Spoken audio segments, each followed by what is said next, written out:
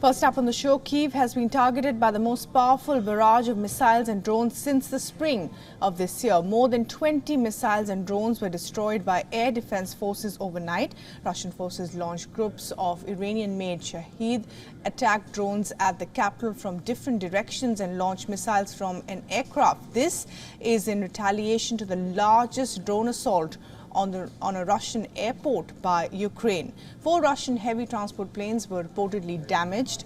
Ukraine's top generals say Russia launched more than 40 aerial attacks overnight. At least 2 people were killed in the airstrikes, with the debris of downed missiles falling on buildings, a park and a school. 3 people were wounded in the overnight strike on Kyiv, and combat drones attacked infrastructure in the central region as well, where an unidentified facility and railway tracks were damaged and trains were delayed. Ukraine says it shot down all 28 incoming and 15 of the 16 drones in the overnight attack, which also targeted the Black Sea region of Odessa. This was in response to Ukraine's attack in western Russia that lasted for more than 4 hours and hit military assets. The drone hit an airport near Russia's border with Estonia and Latvia, with at least 6 regions of Russia targeted. The barrage appeared to be the most extensive Ukrainian drone attack on Russian soil. Pskov is located roughly about 800 kilometers from Ukraine's border. The surrounding region borders EU member states like Latvia and Estonia.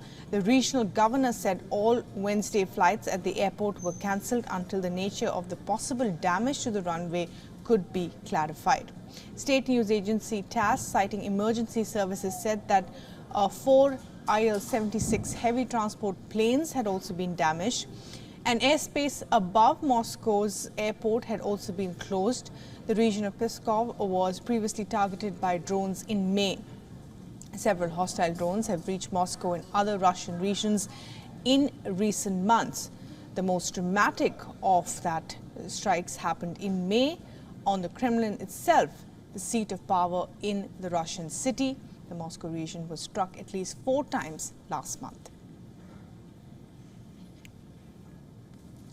And for more on this, we are now being joined by Dasha Chernyshyova from Moscow for the very latest on this. And Dasha, major escalation there from both sides, a drone assault, the largest on Russia, and of course a counterattack overnight, which had aerial strikes that were nearly over a dozen.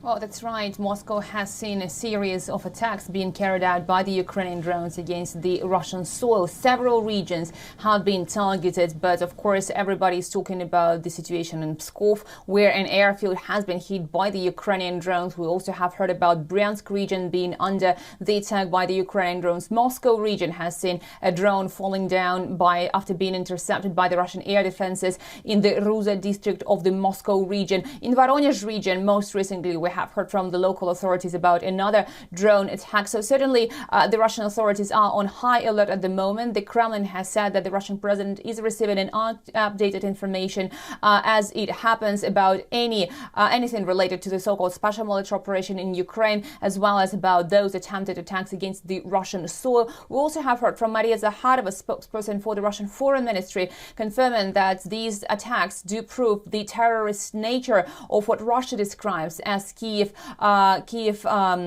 regime. And we also understand from Zakharova that Moscow reserves the right to retaliate. And there's been no clarification on what sort of retaliation there would be. But certainly before that, we have seen Moscow intensifying its strikes against the military infrastructure of Ukraine, as Moscow says that there has been a wave of Russian missile strikes against the command posts of Ukraine, as well as the Ukrainian intelligence. But also Russia has said very clearly that those attacks against the Russian soil would not be possible without the support of Ukraine from the West.